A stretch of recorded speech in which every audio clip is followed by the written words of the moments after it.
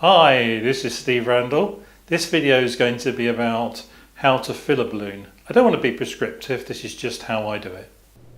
So the very first thing I do is lay down a nice clean sheet of plastic.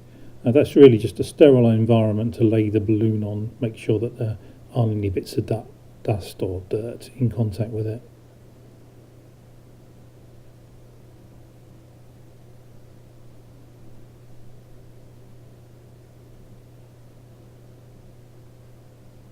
I've pre-filled some bottles of water to the correct weight, and this is the weight that you need in order that the balloon lifts that weight. It's got exactly the right amount of gas in it. That can be pre-calculated with an online calculator. Notice I'm not handling the balloon directly, I'm just sort of spilling it out of the bag, and I'm going to touch it only by the neck. The neck's a lot thicker than the rest of the balloon, and it can stand handling. It's a good idea not to touch the balloon with your bare hands. Always use gloves if you're going to do it. I have touched balloons in the past and it's not resulted in anything like an early burst, but it's just good practice to make sure that you're not touching the envelope of the balloon. Make sure it's nicely and firmly attached to the fill tube.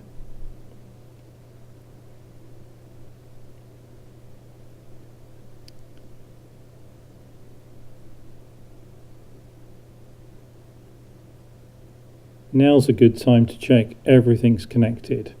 So the lines are connected between the payload and the parachute going out to the balloon.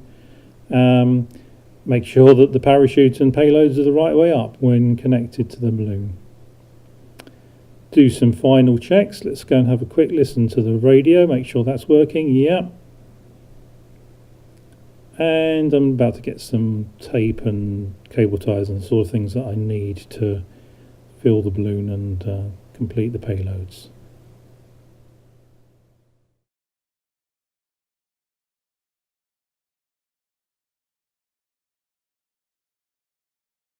I normally use around about 5 meters of line between the balloon and the top of the parachute, and about 10 meters of line between the bottom of the parachute and the payload.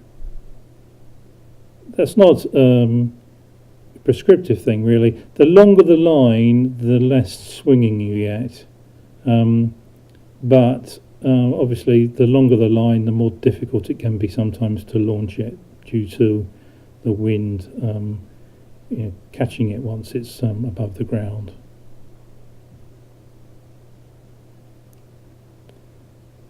Just checking the regulator is to the right pressure. I use something like 5 bar in the line. The line needs to be strong enough to easily take that pressure should it get kinked. My fill tube's got an inline valve in the middle of it. You probably don't need that, it just makes it so much easier for me to launch the balloon. I don't have to bend over or do anything else. I can just release the valve that's in my hand there and it stops filling.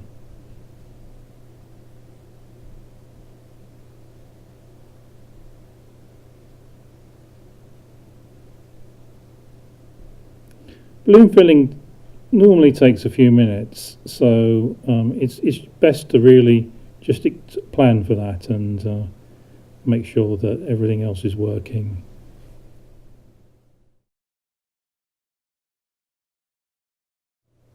Try not to touch the balloon with your head or any other part of your body.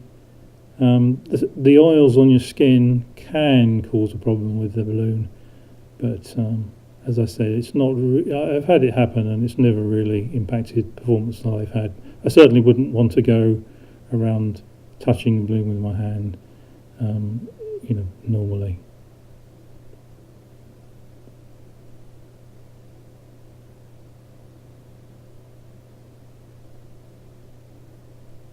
The valve in my hand, it really makes the job of filling the balloon very easy indeed. And the line itself is quite strong, so I'm quite happy to hold the entire weight of the balloon, or plus any sort of wind that might be on it from that line. Now, as that gets more and more gas in it, the weights will start to lift off the mat. When it does, you can sort of estimate the entire lift by adding the weight of the fill tube plus the length of line that's actually being picked up by the balloon. So my fill tubes are around about 50 grams with about 25 centimetres of line picked up. So, and I know how much extra each centimetre of line makes, so I can get a rough idea about the total lift of the balloon in nice still conditions. When you fill in windy conditions, it's quite a bit different. You're having to try and estimate what's going on. Airflow at the top of the balloon, different from the bottom of the balloon, can actually sort of provide a bit of positive lift, and you can be fooled a little bit to thinking that the balloon's got enough gas in it. Okay, so it's starting to get approximately the right amount of gas. It's not quite enough as yet, but it's starting now to lift and drag the weights along. The bottle weights are really good because they're nice and soft, so if they do accidentally touch the balloon, you're not worried about them popping anything or scratching the surface of the balloon.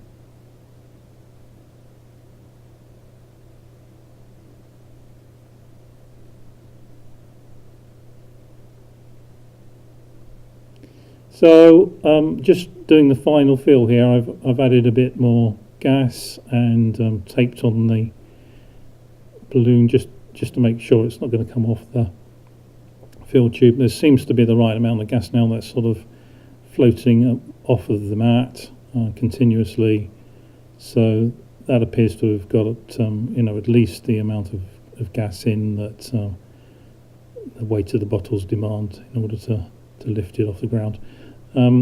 It's always best to err on the side of overfilling the balloon rather than underfilling it.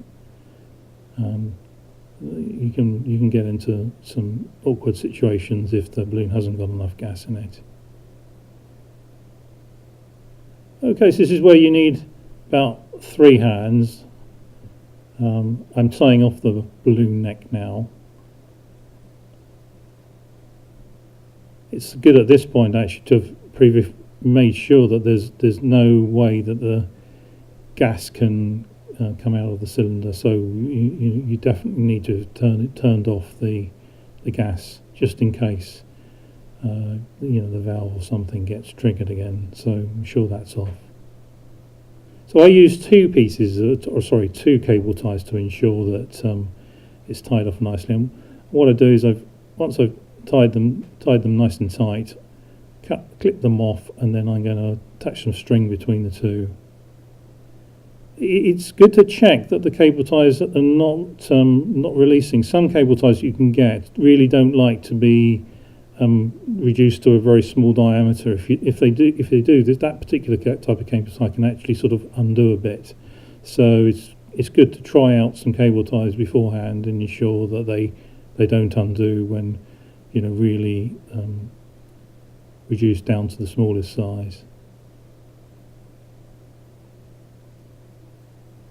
So just here, I'm just having looped the line round the balloon neck a couple of times. I've tied a number of knots to make sure that it doesn't slip off, and I'm just actually applying a little bit of tape to make sure that the knot doesn't untie. Now, at that point, it's best to take the line and attach it to something heavy like the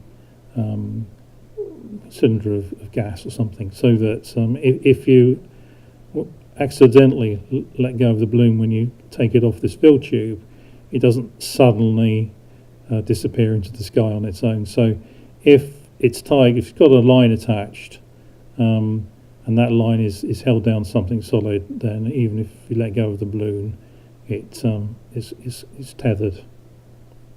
So I've taken the neck and I've overlapped it with itself, so it's folded back on itself. And now I'm using a couple more cable ties to ensure that it is really secure. So sort of like a double check that it can't come off.